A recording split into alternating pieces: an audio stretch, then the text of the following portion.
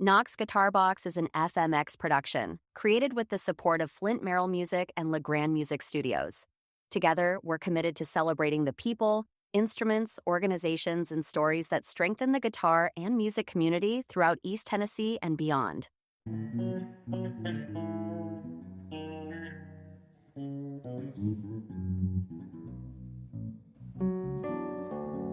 Hello and welcome back to Knox Guitar Box. I'm your host, Andy LeGrand, and I'm glad you've joined us. Today's guest is guitarist, composer, and educator Jay Manley. I've had the privilege of knowing Jay both personally and professionally for 2 years, and not only is he an exceptional musician, but also one of the most thoughtful and creative guitarists you'll ever meet. Jay teaches here at LeGrand Music Studios, located inside the beautiful Sylvia B. Williams Fountain City Arts Center, and is also a supporting member of Knoxville Classical Guitar and the Knoxville Classical Guitar Ensemble. In this episode, he'll introduce us to a remarkable instrument, a 21-string guitar, demonstrate what makes it such a unique instrument, and share his experience as a performer, as a composer, an educator, and a lifelong student of music. We'll also talk about his musical journey, his time in teaching in China, his recording projects, and the inspiration behind the music he creates today. Before we begin, I'd like to tell you a little bit about the organization this podcast supports. Knox Guitar Box is produced to benefit Knoxville Classical Guitar, an East Tennessee nonprofit organization dedicated to promoting classical and fingerstyle guitar through concerts, education, community outreach, and performance opportunities. Our upcoming concert season features an outstanding lineup of internationally recognized artists, including Gladius, Leonela Alejandro, Hao Yang, Virgil Barth, Gael Salah, along with an intimate artist circle series featuring Jess Kerber and Will Orchard, Laura Snowden, Goran Ivanovic, and an album release concert featuring yours truly. If you truly enjoy beautiful guitar music or simply believe the arts make our community stronger, I invite you to become a supporting member of Knoxville Classical Guitar. Memberships begin at just $10 per month, and it helps us present world-class artists, support musical education programs, and inspire the next generation of musicians. And wherever you're listening from, I hope you'll support your own local guitar society, music organization, or arts nonprofits. Attend concerts, become a member, volunteer your time, and if you're able, consider making a financial contribution. Organizations like these exist because people who love music choose to invest in them.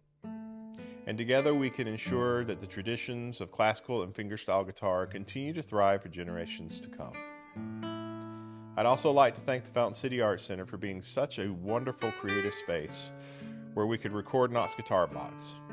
If you're in the Knoxville area or the surrounding areas, be sure to stop by and experience the current exhibit in the gallery. It's the Jerry's Artorama staff exhibit featuring outstanding work by the talented artists who serve the creative community every day. The exhibit will be on display for just 2 more weeks. Looking ahead, the Art Center's next exhibition will feature the works of local artist Alan Sibley. The exhibit is titled Out of My Mind, and we'll hope you'll come experience it. Now let's sit down with Jay Manley and explore one of the most fascinating guitars you'll ever see. Hey Jay, thanks for being here. Appreciate you coming in. Yeah. Thank you so much. I know you're here a lot, but I appreciate you being here anyway. Yeah. Yeah, so we're gonna learn about your guitar here in a few minutes, but I wanted to kind of talk about you first, or get a little bit of information from you. Sure, yeah. About who you are, maybe your history and stuff. So tell us about your musical background. Well, let's see. I was mostly self-taught on guitar. My mother taught piano, and she gave me a few piano lessons here and there. When I was born, about a month in, my family was moving from California to Baltimore, so our roots were in Gatlinburg. My parents' were there, so they whisked us off, and we lived at the parsonage in Gatlinburg because my grandfather on my mom's side was the minister of the First Baptist Church there in Gatlinburg. And so, I think I was there the first 6 months as a baby, and I got... And he was very musical. He was a gospel singer too. Your grandfather? Yeah. Okay. And he could play like these cool old jazz tunes and 30s pop tunes and stuff. And yeah, it was pretty interesting. And he had a gospel album that he made, The Wayfaring Stranger, and he had copies pressed and Well, I mean, what was he playing? What instrument? vocal. And I got my first guitar. I think that there's a picture. I think it's at because we would go back and forth after we had moved. We'd come back to that parsonage for Christmas. But here's a Christmas picture with I think my first guitar, and I think it was like maybe late 71 or 72. I was like almost 2 years old, and I was in this like these little jammies, and I got this little guitar and I had it sitting in my lap, left-handed, and so yeah, first guitar very early, but I think I just made noises on it for about 8 years. And broke every string off it, and it got gone. And then I broke the strings off of my parents' guitars. They had 2 guitars. And there was a dulcimer in the house, too. Okay. I think it was made in Cosby. A lap dulcimer? Yep. Okay, like an Appalachian dulcimer. Yep. Yeah. And I would pick it up. And the funny thing about a dulcimer is if you imagine a left-handed person picking it up, well, then you can play the courses, the high courses. Yeah. And you can strum it like I would pretend I was playing like a lute or something. So when did, like, I know you said you were young, like 2, playing a guitar, right? But No, it's probably plinking it. but when did it like connect for you? Well, I think what was neat is starting that early and then ending up with a couple of nylon strings in the guitar with 1 or 2 strings. As I got closer, I think like 7 or 8 or 9, I would put on records and try to figure out stuff. One of them was the James Bond theme. I mean, that was just the thing. I wanted to learn that, but I would have to go scale wise up the string. I didn't because you didn't know how to do. But I think that was really valuable because a lot of times in guitar we learn it more chordally and we don't learn it melodically. So that's all I had was it's like da da da da da. So I think it helped in my spatial like interval sense or something. So you said when you were younger you had several strings, like nylon strings. Yeah. So I had when I was 4, and I don't know how much I've shared this story, but this may be psychological to later in life, but when I was 4 years old, I played a concert with a Mickey Mouse guitar, and I think it was nylon string. I'm not even sure if it was 6 strings, but I played it. I was on stage just doing this, and I had no clue what I was doing, and it was in a small town in Georgia, but was that the type of guitar you had, like a nylon string toy guitar, or was There's it a picture of it. It looks almost like it's a mini guitar, but I think at some point I had a Mickey Mouse guitar too. No, maybe it was mine. Maybe. I got it at the Goodwill or something. Well, it's blue. Mine was blue. When did you start, like when you were working towards that? You weren't working, you were playing guitar. When did you start recognizing good music, and who were your favorite? Like when you say, "Oh, I like that," and then going for it. I mean, that may have been young, but who? Yeah. Well, it's interesting. I mean, a big one for me, my older sister had a boyfriend that brought, an album home. They were like in middle school or high school or something, and he bought a Stray Cats record, and I was like, "What is this?" And that just blew my mind. And then the next boyfriend brought home a U2 album, Boy, and that blew my mind. Yeah. And then he brought home Zenyatta Mandata by the Police. Yeah. And then I was, again. Yeah. So, I loved that stuff. And I would just stare at the picture of that Gretsch guitar that Brian's sister had on the cover. And I thought I'll just never, nobody knew they would ever have anything like it because those were so rare at that day and age. Yeah.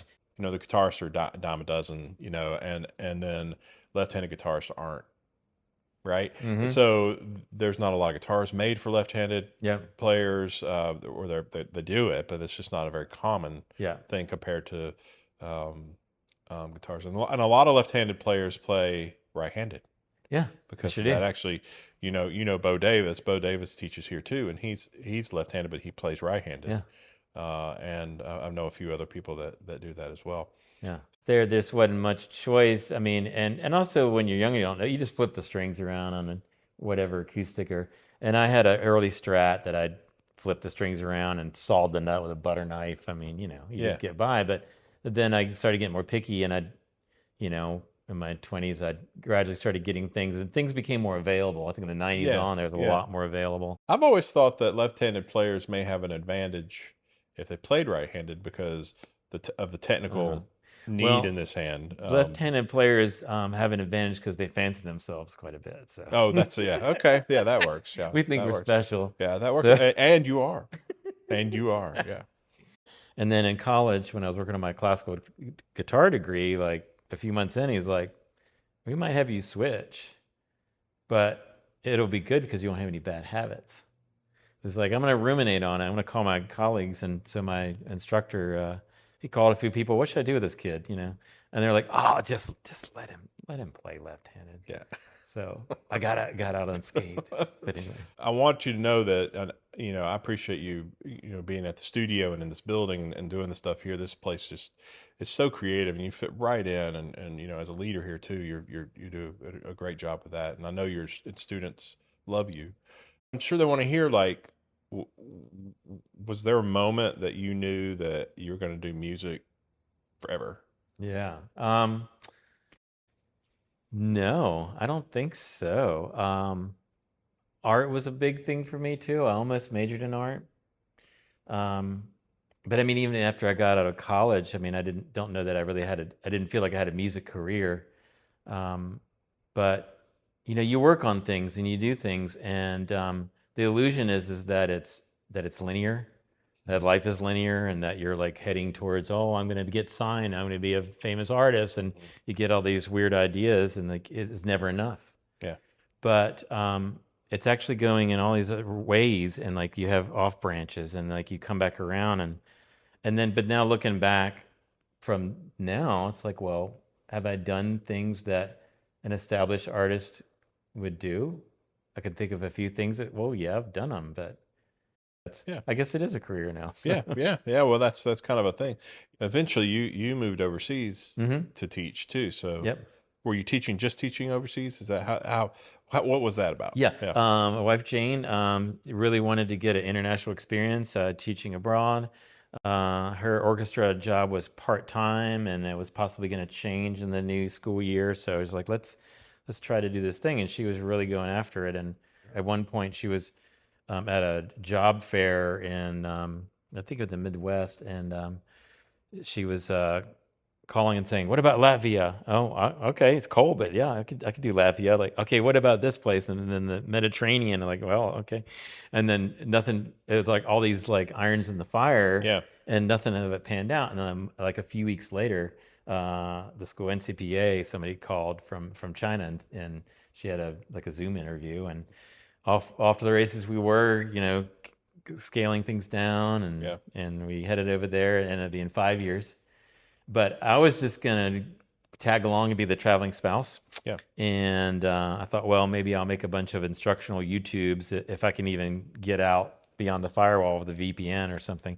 I also had this idea that perhaps that I would jog around the park every day and walk, and I would meet a little old man that would become my friend, and he would maybe teach me kung fu or how to play like the Chinese lute or something. Live into the experience. Yeah, like this guy has nothing better to do than teach this guy. Did that happen? No.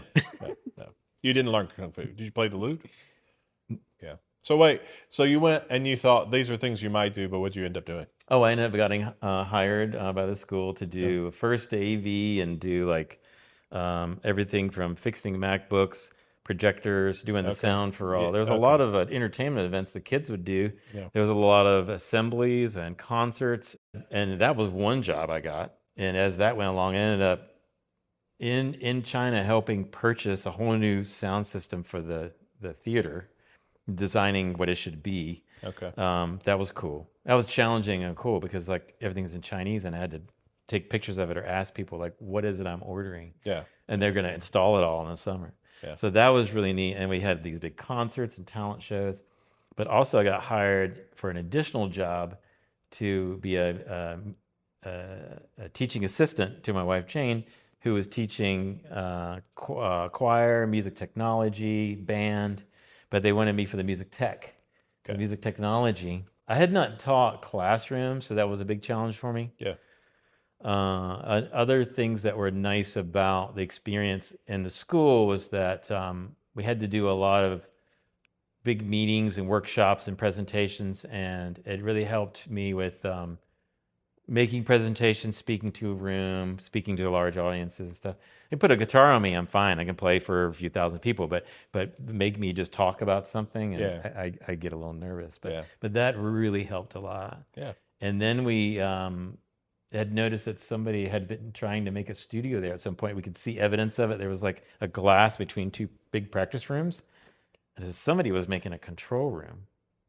And so I asked the principal about it. I was like, what's going on? Oh, we tried that, but we didn't have the resources. I was like, do you want to do it again? And I got together with my manager of IT, and we did it under the umbrella of like the music department and the IT department. Like, let's figure out how we can make this happen, have a studio for the kids. It was an amazing studio by the time we got done with it. Oh, cool. And the kids could go after school because it was a boarding school. Yeah. And they could do everything from really nice karaoke to, like, a few kids have rock bands. We put out singles and stuff they released in China. Oh, cool. Yeah. And we did podcasts too. Wow. And I started like a ASA, after school activity, where they had like they were reading books and they were recording their dialogue, and it was all in Chinese. Oh, wow. So, and I had I'm going on about a lot, but it was really exciting. Yeah. I developed a little program for like an educational track where they could learn how to be engineers. So they would get, like, if they do a certain number of hours and learn how to mic up amps, how to set up a microphone of a drum set, how to do various things, how to operate Logic a little bit, then they could be a tape operator. Yeah. And then if they reach another level, then they would be engineer, and then the producer level is a third level where you've done a lot of time in the studio and you know a lot of things, and you can be like, an adult can unlock the door and you can be in there and you can lead the whole session if you want. Okay. And some of the kids some responsibility with the technology. Yeah. It's really cool. That's cool. And some of those kids are at like MI Music Institute, and they're working on their engineering degrees, audio engineering. Cool. So it's stuck. It's nice to be able to contribute to that. Yeah. That's really cool. So it was a boarding school. Is it for elementary and middle, or how? It was middle and high school. Middle and high school. Yeah. Okay, cool. That's cool. And yeah. And I met Jane, your wife, Jane Francis, and shortly after you guys got back to the States, right? Yeah. So it was someone that we mutually know had suggested that we get in touch with each other, and she just kind of walked in one day. And long story short, I immediately signed a contract with Jane and then her husband, Jay. And I'm very glad that you're both here. And you know, one of the beautiful things about the Fountain City Arts Center and LeGrand Music Studios, Flint Merrill Music, Knoxville Classical Guitar, is that this is just a hub of creativity, and you guys fit in and lead with that creativity so well that it's just continuing to grow and do things, and we're very thankful for that. All of us, students, instructors, and all, are great. So what do you think about it? How's it going? How's it going for you? Yeah, it's going fantastic. You know, I mean, a lot of people use the buzzword community, but this place is community. It's fantastic. Yeah, a lot of art going on, a lot of music, a lot of connections are made here. Yeah, it's very cool. Well, you know, and we talked about, you know, teaching here, and then also this, you know, there's just been a lot of growth. One of the things that's happened is we have an ensemble here. You know, Knoxville Classical Guitar which is a nonprofit that's housed here in the Fountain City Arts Center, and we meet, you know, 2 or 3 times a month to go over things. And currently there's, I think, 13, 14 people that are in the ensemble, which is great. And you know, the ensemble is open to all levels, so everything is tiered. If someone's a beginner at reading music, or even if they don't know how to read music, we have the tab, and then it goes up to more experienced players like yourself and some of the other players that are in the ensemble. And tell me about it. I mean, I just told you a little bit about it, but tell me about your experience with it. Oh yeah, it's really wonderful. I think it's a really cool thing. I live in the neighborhood too, so it's just kind of neat how it's just even more of an extension of a way that I can be a part of something, the way I can serve too. Like, you know, if we didn't all come here and do it, then it wouldn't exist, right? True. So, yeah, that's true. Yeah. So it's really nice, and getting to know people in the ensemble, and keeping my classical chops up, which One of the things that I've noticed about the ensemble is just that I think we've been doing it about a year, maybe a year and a half, I think about a a year year and a and a half, half, yeah. yeah. And the level up, we work towards a goal and then it levels up and works towards goal. But as a group, just learning to play with other musicians and I mean, we worked hard on a Vivaldi concerto last year, and now we're playing a Vivaldi, and it's just like, oh yeah, this is Vivaldi, and we're playing it, and it sounds really, really, really nice. Mm. Of course, now we're learning some other things. So what's been your favorite thing we've played? Are you going to say "Live and Let Die"? You bet you thought I would. That's pretty cool. It is really cool. Yeah, yeah, Yeah. yeah, But those dances are interesting, though. I yeah. like The their Pretorius quirky, yeah, dances, the yeah, edge yeah, of Renaissance, yeah, Baroque. yeah. It's kind of cool. Yeah. Yeah. They're still like working out. How do we do this? Um, I appreciate you playing in that. I'm involved heavily with that, and then there's a community benefit to that. And then our goal is to start a youth ensemble where we mentor the members of that ensemble, mentor the youth, and I think Yeah. everybody's been pretty much on board with that. Let's talk about this album. Okay. Yeah. So I love the title, Hmm. Tales of the Joy Thief and the Reluctant Accomplice. Yeah. I love the picture. You said you took it yourself. Oh, well, I did have a photographer, but I Oh, did the design of all the okay, cool. jacket Yeah, there. Yeah. like your shirt. Thanks. Really do. Yep. That is gone now. Yep. I like the art on the. Did you do this art too? Yeah. Yeah, that's pretty cool. Yep. And the stuff. So tell me what this is. A songwriting album. Yeah, I think so. Is it? It's a little bit of, there's some compositions too. Okay. Okay. Yeah, that piece for Featuring you and this instrument here. exactly, yeah. Okay. All right. The 21 string Sorry Swati guitar. Yeah, there's some kind of quasi classical things on there. There's Bollywood dance music. There's all kinds of stuff. Okay. So Well, production. I know we're gonna hear you play this in a few minutes, and I think it's gonna be yeah. great.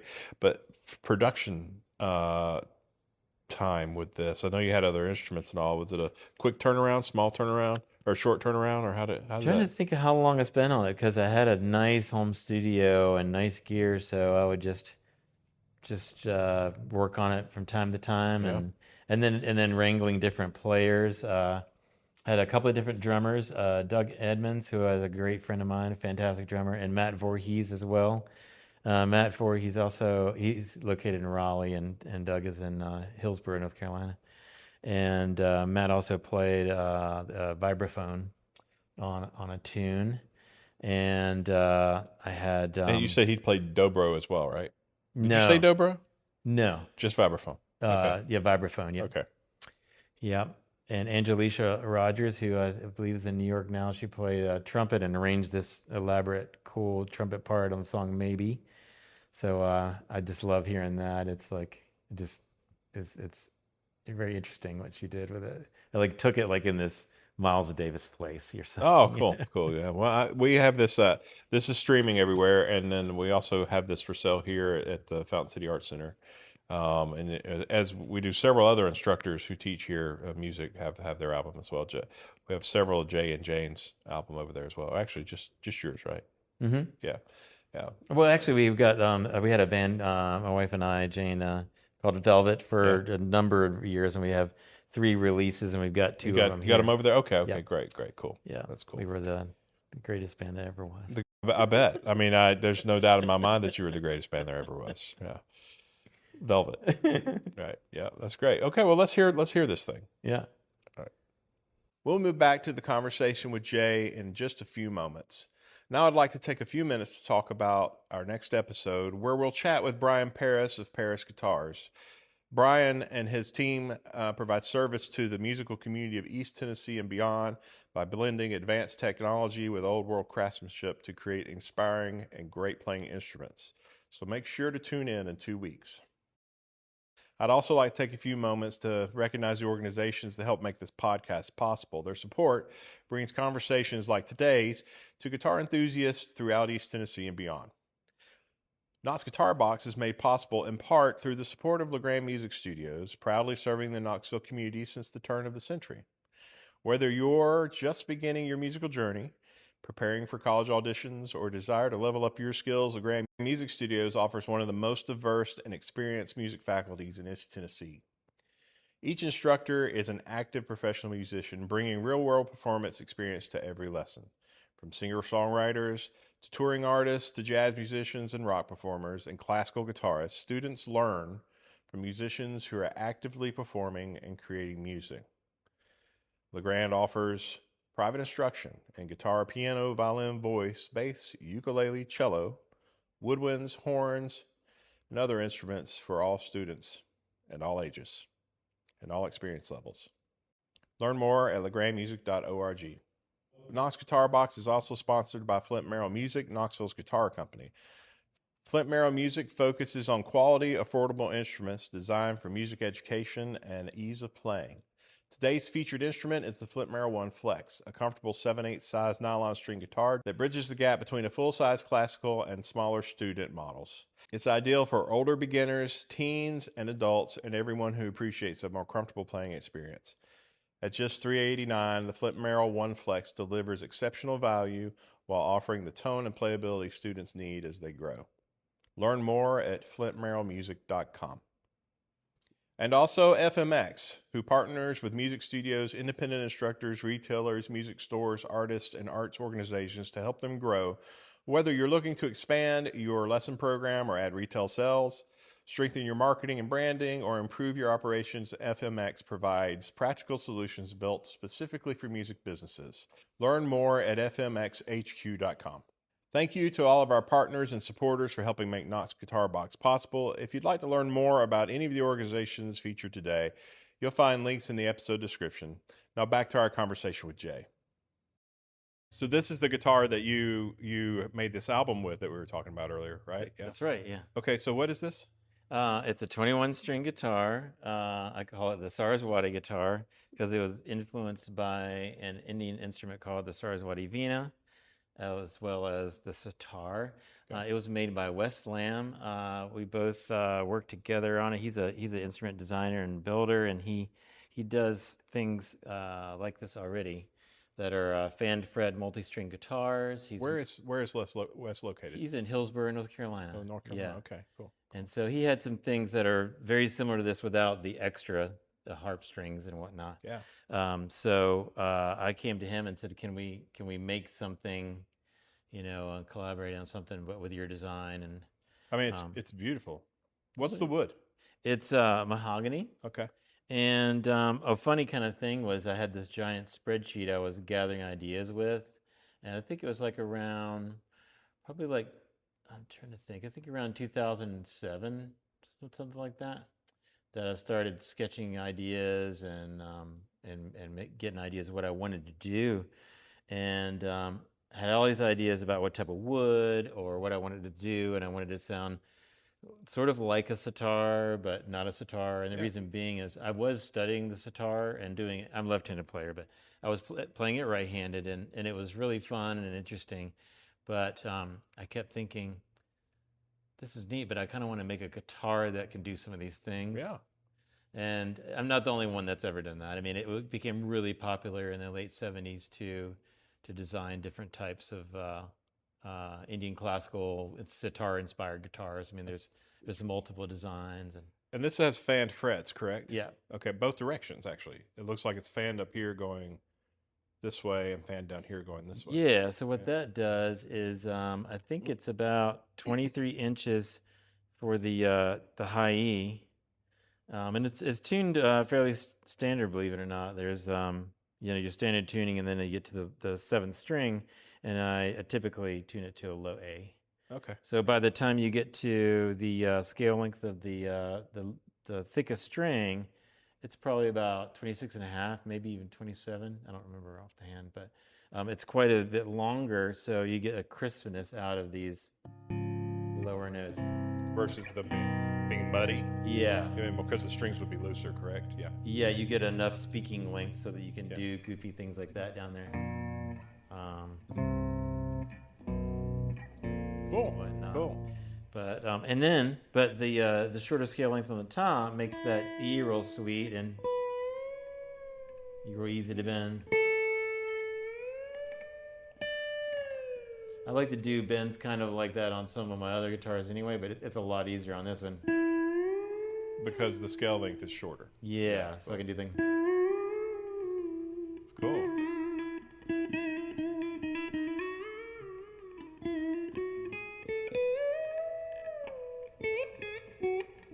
And then that little thing there is a common practice in sitar playing where the note is kind of like bouncing along like. So if they do, actually here it is. The fun thing about the spreadsheet was I gave it to Wes and he's like, oh boy, bless your heart. He said, some of these things totally contradict each other, but we can try, you know, so I had ideas like, oh, I wanted it to be really woody sounding, but I want like it might have said like maple or something. It's like, well, if you wanted to be really woody, you probably might want to go with mahogany. So we ended up doing all mahogany. Yeah. So what are these two strings that are above the 7 strings there? Yeah. Okay. Yeah, that is an idea borrowed from Indian classical instruments like the sitar and sarod. They're called chikari strings, and they're, I guess in a way, the banjo has a similar thing. Yeah. So a higher pitched note for accompaniment, percussive accompaniment. So I usually have it tuned to perfect fifth. And of course, so we have this extra thing. This is very influenced by the Picasso guitar that Linda Manzer made for Pat Metheny. So his has like 5 or 6 of these all over the place. But that's a way to try to incorporate some kind of sympathetic strings. So what size are those strings up there? I think we talked about that a little bit yesterday, but what's the... I think I've got maybe a couple of 8s and like all 9s. Okay. It might be 110. And the 2 strings below that, or... I don't remember. I think I've got like a 9 and a 10 or something like that. So for a little diversity? Yeah, just so that it's taut enough that it doesn't go boing, but it has a nice clear note. And then this little guy here is a Jawari bridge, and it is what is the smaller bridge on a sitar for the sympathetic strings. And there's a parabolic curve so that the strings, as it vibrates, it rattles against that bone, and that's what gets that little zero kind of thing. Cool. And so does it do it? A little bit. Not a whole lot, but a little bit. And it has a piezo pickup built into it, like carved into it there. Okay. Yeah. And then we've got Kent Armstrong handmade Filtertron pickups, because some of the guitar folks might notice this has a little bit of a Gretsch Country Gentleman look to it. And that's a nod to George Harrison, who is like the Beatle that we tend to associate with, the one that studied Hindustani classical music with Ravi Shankar for a little while there. So and you're a composer, and I'm sure we'll talk about some of that a little later on too. But you know, I know you've been talking about some of the Indian stuff that you've studied and worked with, but from a standpoint of, for lack of a better way of saying it, compositions for the Western ear, what has this done for that? Yeah, I'd say there's some neat things, like there's some tunes I do on different guitars. I have a little bossa nova song I've written called Vivo, and I do that sometimes on a requinto, sometimes on an electric, sometimes on this, and I've performed it on this guitar too. And on a regular guitar, I'm going.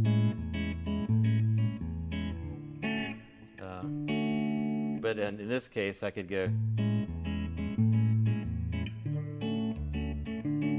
Bass. I can get a lower note in there instead of. Yeah.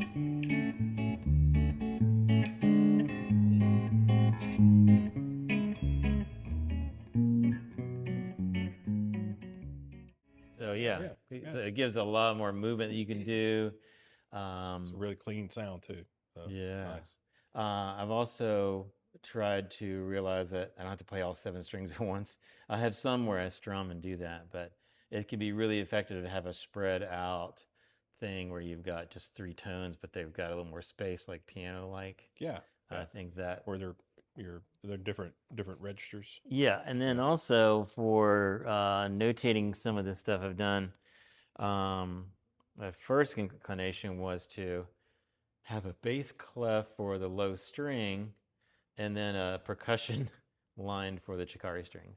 so that I could document what it does. Oh, I see. Yeah. Okay. Yeah. So that kind of works. Yeah. Yeah. I guess you have to get kind of, you have to be creative with that. That's pretty cool. Yeah. I probably could have just had tons of ledger lines, I guess. Yeah. So yeah, that would be a lot of ledger lines. Yeah. So, You're like, every that's good cool. boy does Cool. what? Yeah. Right. Yeah. Yeah. Yeah. That's cool. I like that. Yeah. And you songwrite too, and you've used this for some of your songwriting as well. Yeah. Yeah.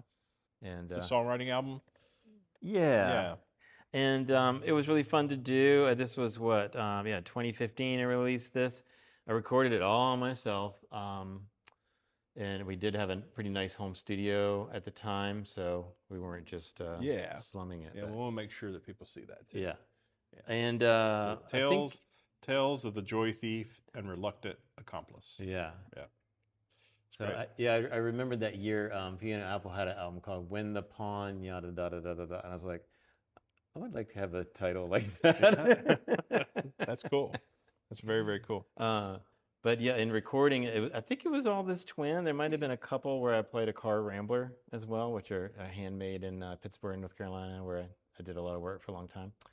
But a lot of it was the twin, and I ended up using about 6 microphones. So a couple of close dynamic microphones, a couple of condenser pair a few feet away, kick drum mic behind it, because there's like all this bass that comes out of a twin combo. Yeah. And then a room mic that was like 10 or 12 feet up, and a vaulted ceiling pointing down, looking at it. So okay, so you had the ground covered.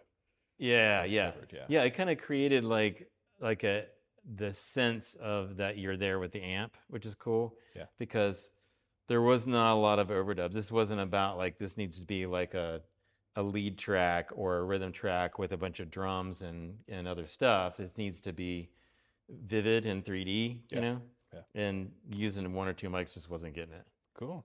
But the other element of it that people you would not know from just buying it or listening to it is that it's really all this guitar and very little overdubs. I mean, there's the idea is that there's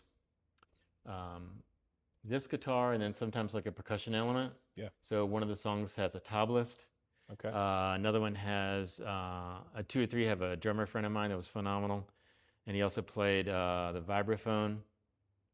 I had a guest trumpeter and a guest violinist on the record too. Okay.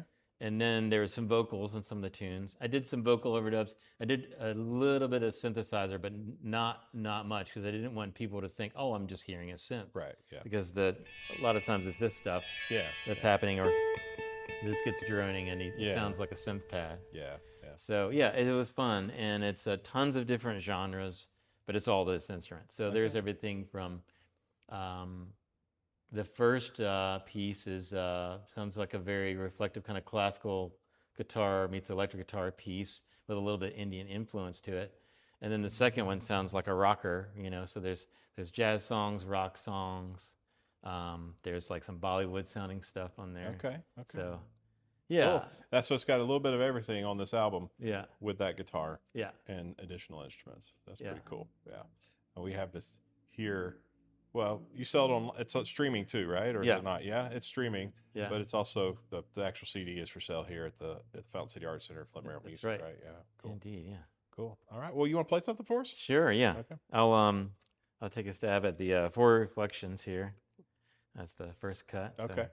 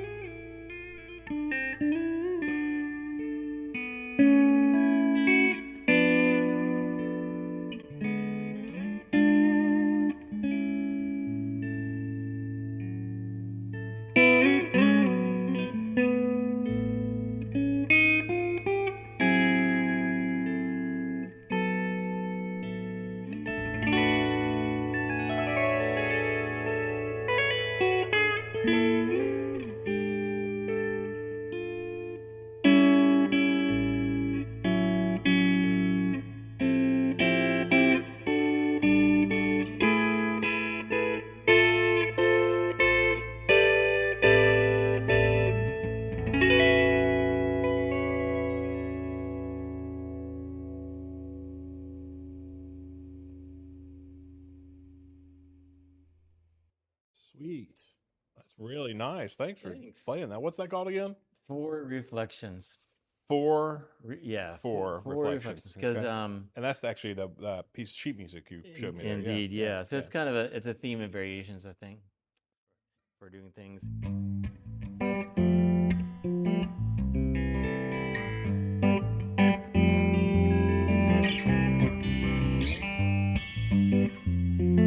And that's a neat thing that happens there too. If I do the kind of tapping, it'll hit the sympathetics. So hopefully they're in tune, right? And you can get those to do lots of neat things.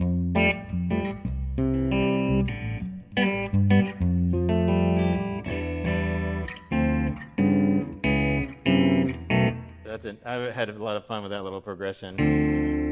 I like the way that it looks and what it does. So that was a fun thing. And then that's a song called "Back in Time," and it also has a little another part that goes like a.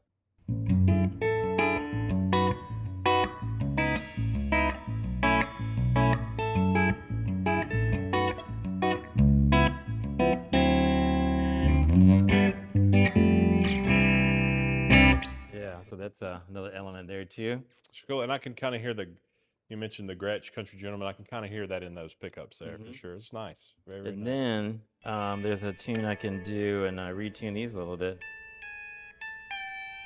It's a natural minor.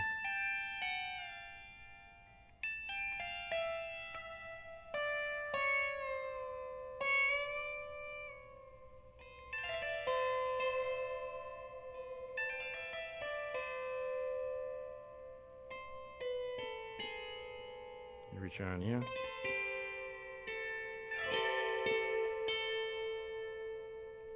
And then they all kind of relax, and then I have to kind of fiddle with them all.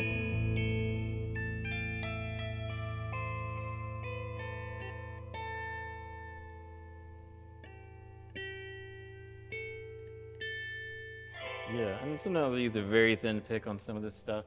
Depending on the nail length, it makes it a lot brighter, so I can do some kind of chord things.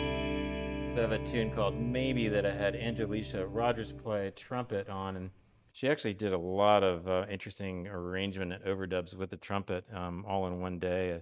She said, roll it again, I want to add a layer. She started adding all these cool things that gave it a lot of validity. It was really neat sounding, so that's fun. but it's got this kind of washy sort of thing going on with it. And it's sort of a 9/8 at times. So I have this.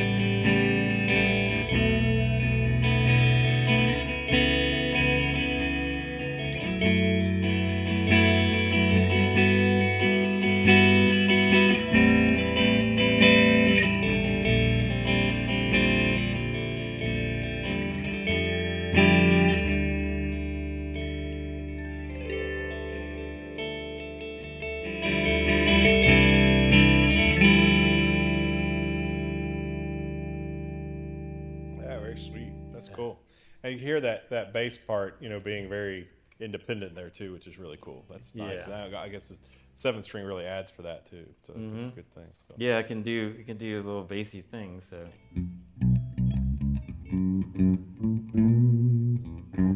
But, yeah, pretty fun. Yeah, cool. Well, thank you for showing us that. Yeah, it's really cool. I like the instrument a lot.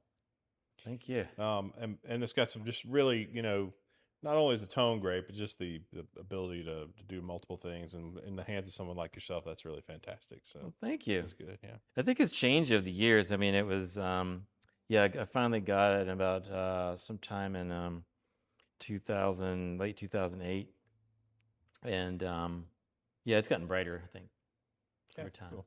Because I used to do pretty long nails to keep it from getting muddy, but I'm just like flesh right now, and it's still pretty bright. Yeah. Okay. So you mentioned before you started playing, we were talking about the strings, and you mentioned that you have a custom set on there. Yeah. Outside of the 9s and 10s, and I'm not sure that may even be, but you brought this pack of string joys in. Yeah. And of course, we carry string joy here at the studio. Not this custom set, but we could if people wanted a 7-string set. But it's the custom, your custom.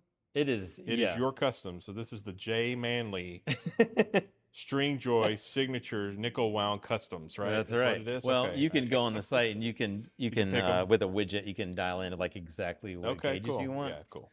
So it's really handy. Yeah, we carry all sorts of strings here, but we like this company because they're as local as you can get for strings. So you've been pleased with them on that guitar. They sound fantastic. Yeah, they've been great, and which is nice. And I went down a gauge from what I used to do. I used to have it more like almost like 11s, but a little lighter just to make it a little, because there's a lot of tension going on. Yeah, particularly in the lower ones, right? Yeah, I think that brightened it up a little bit too. Yeah, so. yeah. Very cool. But yeah, it needs to be. If it's not a 74 on that low one, it didn't sound right to me. So, what does it sound like? It gets muddy if it's I tried like a 68, a 70. It's just not quite, because it's like a bass string on a guitar. But yeah. Cool. Yeah, that's great. Well, that's cool. I mean, it sounds fantastic. So thank you for sharing with us. You're welcome. Thanks for being here, Jay. I appreciate you coming in. It's great to talk with you and hear your music. Thank you very much. Yeah. I enjoyed it. Thank you all for your support, for listening and watching. We'll see you in 2 weeks when we chat with Brian Paris of Paris Guitars about his service to the music community of East Tennessee. Until next time, play on.